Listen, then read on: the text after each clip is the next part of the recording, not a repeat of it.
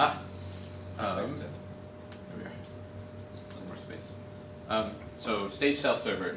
We've talked a lot about the Stage Shell Server, and I'll be talking a lot more about it from a user standpoint tomorrow. And today I'll just talk briefly about the architecture and take questions and show some of the cool things that we've sort of been experimenting with, and that may or may not lead to anything. I don't know. So Stage Shell Server, HTTPS. If you're doing this, actually using HTTPS solves quite a few problems if you're using WebSockets. So William found this out too. So it's running through S-Tunnel. Use HTTPS if there's any problems that you seem to be being disconnected from WebSockets and stuff. Probably the easiest thing to do is just say it's a compute service, web service that lets you execute Sage code and do a whole bunch of stuff. We'll talk about it from that standpoint tomorrow. If you go to About Sage Shell Server, there's some documentation here, some history, what we use, different places where it is used, and a little bit of talking about the permalinks and things and how to embed this in a web page. One of the nice things about the Sage Shell Server is not only can you just go to the page and do stuff on it, but you can also embed it into a page. Are you saying to do something, William? I can barely read the screen. My advanced age. There. Well, the point is, click on About Sage Shell Server up in the upper right-hand corner, and you can see the code to embed it in your page. So here's an example, for example, of embedding it into the page. Rob Beezer's homepage, right here down at the bottom, and you can run Sage code. So again, we'll be talking a lot more about it from a user's perspective tomorrow. I guess I will say one thing that is fairly recent, and that is we added this 2 weeks ago, and that is QR codes now. So if you have your phone, you can take a picture of this right now and see what the value of 1 plus 2 is. Pull it up. So like this would be nice from a classroom, right? All right, everyone, get on the same page as me. Literally, click the code. And I don't own a phone. you can do it from your laptop. Oh, really? You think so? If you have a QR code reader, right? Yep. Are those popular yet? Like the people Extremely popular in Japan, right? Okay. In Korea. New York City. And New York City. Subway. And you'll see them more and more. So a lot of the AMS stuff, it seems, in the MAA posters and stuff will have them. In some sense, yeah, I think I've seen them around campus, maybe. I'm not sure. Can you read them on your phone? I have an iPad. Well, I don't. Yeah, my phone, no. Okay, but on your iPad you can. Yeah, my phone, no. On the iPad, yes. In fact, Ira's probably getting it working right now. Awesome. It worked on Rob's phone at the ILS meeting 2 weeks ago when we implemented it. Sango Lee is extremely excited about this because he's been laboriously creating QR codes for all of his tech stuff. Have you made the Sage Shell mobile friendly at all? The website? I mean, given that you have a QR code, since you're targeting mobile, do you actually make the website nice at all on a mobile device? Well, this, I mean, responsive? Just curious. Yes. Well, I mean, in some sense, I mean, it scales to the width of the device, and we have autocorrect off and things like all that kind of stuff. I mean, and we updated to the, I think, most recent version of CodeMirror that has some iPad fixes in it and things like that. I have to nice. uncheck that syntax highlighting to make my keyboard work. I think that's okay. It's good it's there. Yeah, That's what I'm but saying. this is a CodeMirror issue. Yeah, and Marin has said that he doesn't specifically target iPad, but he's happy to accept fixes and things like that. Wait, so on iPads, if you have syntax highlighting on, then it doesn't work at all? See, it works On for my, me. on my Android phone, in order to type into one of those cells, I need to first uncheck the syntax highlighting. Which puts it into a text box. So, Correct. I mean, I'm Oh, I pretty see. sure I And you upgraded to the completely most recent eliminate CodeMirror. syntax highlighting equals CodeMirror for you. That's a text box, I HTML see. text box. Yep. So that was our way of getting around any possible bugs in CodeMirror and give you just plain whatever. Got it. Yep. Cool. You can also choose a language, and the permalinks. There's 2 types of permalinks. We'll talk more about these tomorrow, but one of the nice things for embedding into a page or with a permalink is you can set a default language. So you can embed a bunch of octave cells in your page, for example, or embed a bunch of R cells. So one guy a while ago did a blog post about this is the best way to get R into your web page. is to embed Sage cells and use R. Of course, we have an ancient version of R, but Yeah, well, hopefully we're we'll be upgrading soon. upgrading. Okay, so a little bit about the architecture. So, can you read this? So here's the browser. It initially makes a connection. This is inspired and heavily using the IPython architecture for distributed computation. So we use Tornado. The browser makes a connection. There's a trusted and its counterpart, an untrusted multi-kernel manager. So this is just managing multiple kernels. One in the web server process that just basically forwards requests and things like that over to an untrusted restricted account. So the idea is this account has a bunch of restrictions on it so that you don't root or mess with the files up here, etc. And so you make a connection. This asks for a new kernel. We're forking a kernel to give a user a new kernel. In fact, I guess a lot of these kernels are pre-forked and then just kept in a queue and then just allocated when you need one. The kernel makes a 0MQ connection, so this is using the IPython network protocol and IPython facilities. Makes a 0MQ connection to a WebSocket bridge, so it converts the 0MQ messages to WebSocket, actually to sock.js, that's sent back to the browser. Any files you make, we're making an assumption that the file system is shared between this process and this process.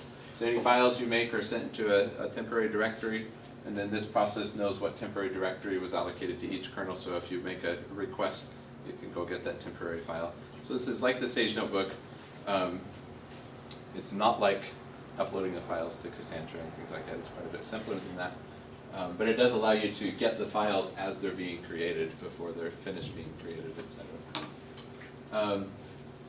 On the DB side, so the DB, it's only used for permalinks and only used for storing these short little URL permalinks. And the browser makes a connection to store a permalink or get a permalink, get the code associated with the permalink. And we've abstracted this out actually so that it can be a separate server, which is what we're running right now.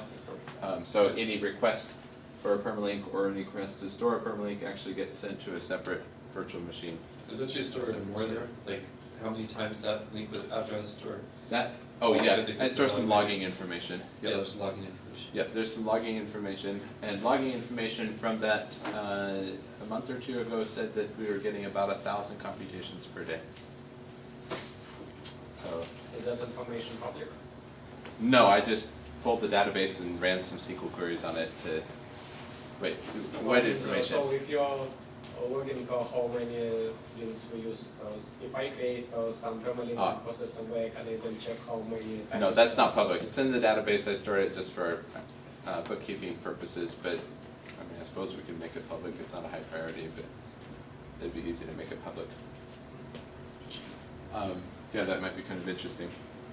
But actually the architecture for scalability works a little more like this. The browser hits S-tunnel, which provides HTTPS, which gets sent to HA proxy. And HA proxy, any of the static resources, which is a lot of the initial resources and the jQuery and jQuery UI and everything, are served from Nginx instances running on every virtual machine.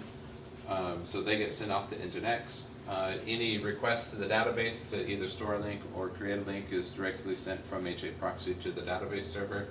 And then any compute request or any other request really is sent to one of, right now, 4 different virtual machines that are running on 2 different computers, Common. Oh wait, Salvis. Are those running in separate locations? Oh wait, Salvis and Common. Yeah. Okay. Yeah. 05 through 08 Salvis are in the tower. Okay. Okay. Great. So any questions about architecture? What is the database that you ended up using? Right now, we're running SQLite on a single virtual machine. So exactly the opposite of yours. This is what we were running Single before, player. and we just, I mean, I've looked at Couchbase, but I haven't played with it extensively.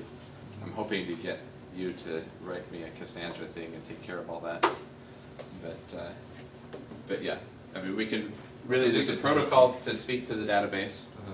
and we can speak to it locally inside the web server, or the web server has a non-blocking HTTP protocol that speaks to a database server running on some port somewhere. And that's what's happening right now. And so as long as your database server satisfies this protocol over the web, then we can substitute it and it won't So be you- different. So you wrote like a little Python thing that accepts connections. That's right. There's a little tornado thing right here that just tries to be non-blocking about it and accepts connections. Not really accepts requests over the web to store a bit of code with a given a UUID. No, to store a bit of code and it returns a UUID, or given a UUID returns the code. That's about I it. see. And it, is it secured in some way? So a token or what? Like what? Oh, so If anyone you know can the just connect. UUID, you'll get the code. Can you store stuff in it also? So you can store code to UUID, anyone can just like slam it directly? If they knew the important address? Yes. Okay. Yep, the browser can directly access it. In fact, we use that. So, yeah, in fact, we directly use that. HA proxy forwards the browser directly to the database. So actually somebody, okay, and only. So it's not running on a VPN or anything like that. It's actually open to the world. Okay, got it. So, mtime.com : whatever port it is. And I guess that's fine given what you're doing. But except It's- you might want to rate limit. yeah. So one of the big to-dos is rate limiting, not just this, but rate limiting everything else too.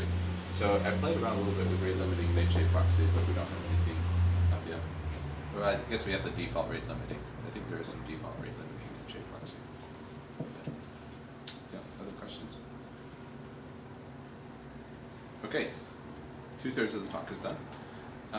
So the last thing I want to do is just show a couple of demos of some experimental projects that we've been doing. I guess I'll mention one of the supported feature, and that is linking Sage cells. So, or you can, okay, so here at the top we have a Sage cell where we've hidden the code. Let me reload this page here. We've hidden the code, and so you can do things like this where, totally user-friendly.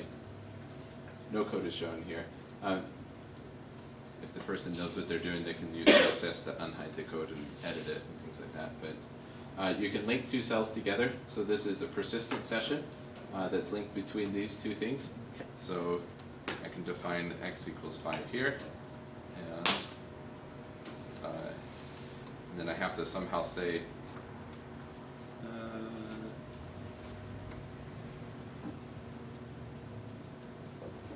so if I have an interactive session keeps open, then here I can print the value of x.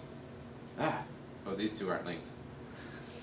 Okay, another page I have. You can link two cells together, any number of cells I can together. confirm that you can link them together. Yes, and it's- you it's can. very- I was using It's it. very useful. I don't have the right page loaded, that's right.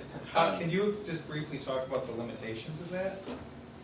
Like how long limitations. does a linked session last, or how Oh. are there defaults? Right, so we do have some time limits and some resource limits.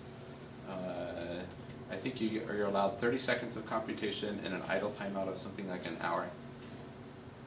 And it's the same whether they're linked or if you're using interacts. Yep. So you can, it's an idle timeout of an hour, I think. So it's an hour since your last computation. Or 30 seconds of CPU time, whichever is Oh, shorter. because I did some fairly long computations in the cell class this semester. Great. I think they It might be 1 minute of CPU Yeah. time or something Okay. like that. No, anyway, but So yeah. there's an Use idle the link timeout equals true. and, yep, so you can Yeah, actually link build a equals very low functioning Sage notebook by just creating linked Sage cells that keep the same Sage cell session open on a web page. Okay, so those are supported features. So here's, so we have a number of different interact implementations, right?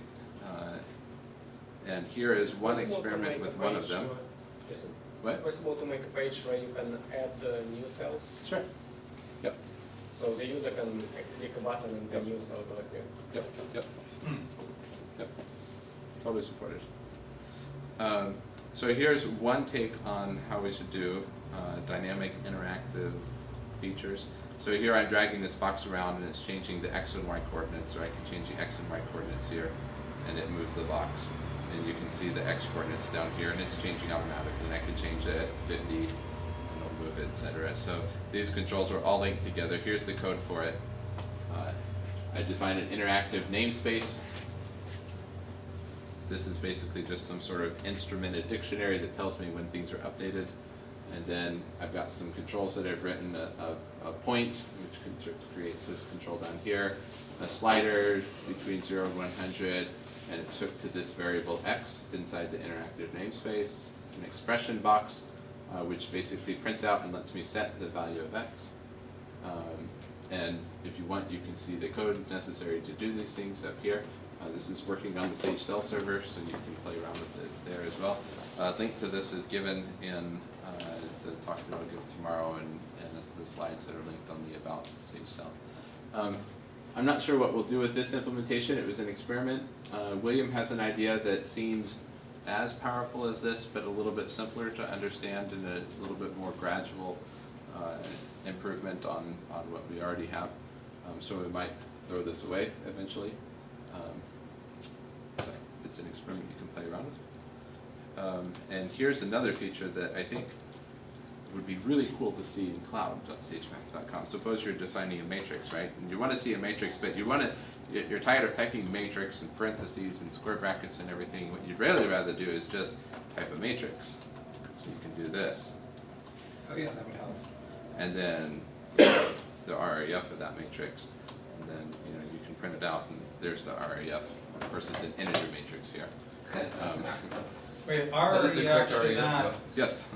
Oh, Wait, no, that No, is REF it. is Oh, right, yeah, that's right. that is That's the right. correct RAF. That's That's right. Yeah, I was seeing not the intended matrix, but that's right. I put in this matrix here. That was your Yeah, idea. so I mean, you can multiply two matrices. You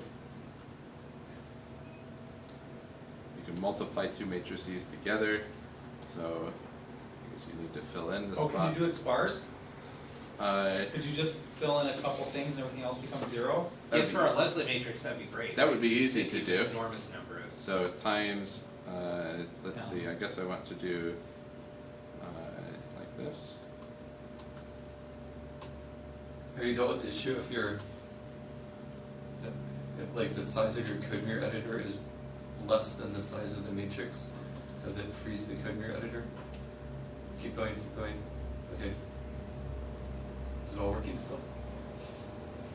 Yeah. So this is So- using code mirror widgets. And you can just delete the matrix easily, backspace it. Gotta watch out It's- for those things. It's treated as a character. Maybe resizing. I don't know. There's some serious issues if the size of the widget exceeds the size of Yeah, I saw some, the editor. yeah, Like it will totally freeze. yeah. I think that's with marked regions. Maybe widgets are better in some ways. So, I mean, here's an integer widget. And I tried to make it so that you can just use your cursor key to go in and out of it really easily. So if you want to design a widget, but you could, this is my first example. You could have a slider and do all sorts of fun stuff. The point here is that you can have JavaScript widgets. Here's a graph editor. And this is a real graph, so you can do that. And there's the edges to it, etc. Or you could say, well, G equals this. Did you what graph editor is that? It's just the sample that came with D3. Yeah. It's a sample that came with The D3. D3s. But the point is that you can have really any arbitrary JavaScript widget in here, and it's backed on the code. So I'll show you what is actually going on in the behind the scenes here. What's happening is every time you change this JavaScript widget, it is making a message. So there's a widget span. There's the D3.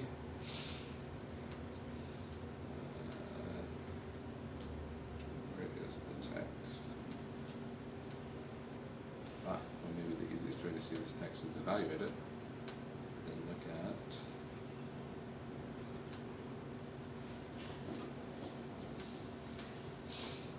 I'll make a matrix here as well. Evaluate this, and we'll just go look at what is actually transmitted over the WebSocket connection. And there it is, right here. Okay, so it's a bunch of gunk, huh? What's happening is there's a Unicode character and then a JSON message. And the JSON message is representing the state of the JavaScript control. How did you choose your Unicode character? What I did was I looked at the character that looked like this. You choose one because it's pretty. And this for my ending delimiter. Okay. So you just basically wanted anything that's Unicode. I choose the Unicode characters that I thought were probably not going to be typed in the code mirror, that sort of conveyed to me a beginning and an end, and anyway. So yeah, they're just two Unicode characters, and they bracket a JSON message, and then on the server side, what I have is code that will just take the input, anything that has bracketed by those two Unicode characters, it feeds into some sort of handler function that you've registered on the server side. Why The isn't it handler function will create the matrix or create the graph, etc. Why isn't it just part of the JSON message? What? Like, it's kind of weird having. It seems kind of weird to have it embedded. Well, I mean, it's why embedded is here, it- right? Why don't you just enhance the original JSON message with Well, additional information? So then you're saying that I should parse where the JavaScript widgets are in the code mirror? Yeah, Because these are it's just not- anywhere in the code. And so they're just treated as a character in the code, and they just are backing themselves with a JSON message in the actual code. And I don't want to make any restrictions on where the JavaScript widgets can be You or could- what they're going to be doing, etc. Then you could ask the widget what its x and y coordinates are Uh-huh. in the, like what line it's in and what its position in that line is Right, via the code mirror API.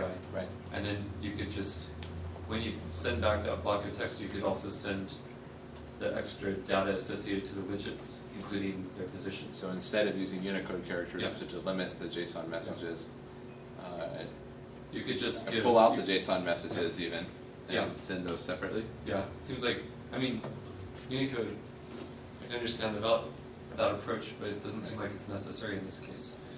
Because you could, then you could just break the code up into lines, and you can easily find the position again from what code mirror tells you. Right. So you can strip out the JSON messages on the server or the client side. Yeah. But I mean, it'd be more eloquent because then you're just sending a normal JSON message back, and it seems very natural. Yeah. So what are you doing though? So right now on the server side, what we're doing is we're parsing a JSON message and replacing it with some staged text. And so the JavaScript code is literally just another way of writing some text code. So you're saying send every JavaScript widget state as a separate part of the JSON message, Yeah, that's what I'm suggesting. and then cut up the string and insert the text, right? And I'm saying It could send everything together, and on the server side, Well- parse out where the JSON messages are and replace them with the text. So I'm not So- sure that I see. So, one thing here is you're assuming that your widgets should not, you're assuming that the untangling of this is each widget turns into replace a character by text. Why, I mean, you could have other widgets that just do some transformation to the whole text or something else altogether. Right. Like just an extra picture gets uploaded or something, I don't know, use Sketch. And it's not put in any one particular position, but it's just like an extra thing that's attached to that calculation. Right. Yeah, I guess. And that would fit fine what I'm saying, but it doesn't fit with what you're Yeah. doing. I guess the nice thing here is that, I mean, these widgets do have positions in the text and they're interacting with the code around them. So, I mean, when you're interacting with this, there's this information of this is somewhere in my code stream. Uh-huh. And so I'm assuming that information as well. I don't think there's any problem with having widgets outside of the code block and doing something like what you're saying. Like there's no problem having an upload box over here to the side, right? And doing an upload widget. But I guess you're conveying to the user extra semantic information by being part of the characters of the code text. I guess all I want to say is that I think you can fully implement this without any Unicode hack. Yes. And therefore I think you shouldn't use a Unicode hack. I Okay. think you should only use Unicode hacks if there's another approach that's more natural. That's all I'm saying. Right. I'll leave it at that. Okay.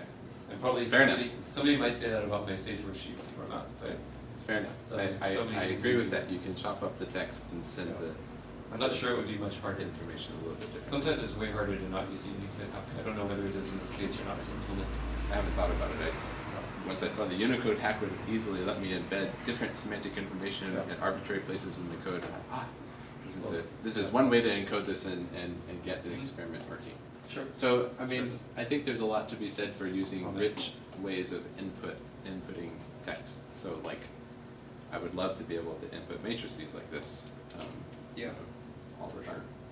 So, I mean, other places have that, so Mathematica can It's the- easily do this. One tricky thing is like Maple, so you know how there's 3 big buttons right there? People can do it. Yeah. That's pretty annoying. No, I agree. This is, But then I'm just saying that if you look at Maple's UI, at least a few years ago, it basically turned into a bunch of annoying buttons, like half the screen. a little palette, and Mathematica has these palettes too, Yeah, where you can but insert Mathematica. Maple's just Well, loaded with ugly palettes all over aren't the place. bad if we have the, and that would be a great addition. It's, a lot of people Yeah. love this. But they have to be hideable. Right. They have to be hideable and customizable, Yep, I agree. sort of annoyable. Yep. Or key, I mean, so I'm using control period and control Yeah, comma configurable to, shortcuts. to insert, I can insert a row or column, etc. So, yes, And there's even questions lots like of what should neat- it look like? yep, I agree. You put parentheses or a box. This makes it look like a spreadsheet. Yep, because I was just using a table. That's right. Yeah. Or, I mean, here's your Well. MathJax equation editor, right? Yep, that would be a An widget. equation, right? So the point here is to open up the possibilities of using arbitrary JavaScript widgets to do rich text input. And it's very doable with code. And a tiny MCU. Yeah, you can put it, you can put your tiny MCE and automatically have it %HTML. Yep. Whatever it is. Yep. So, great, I'm done.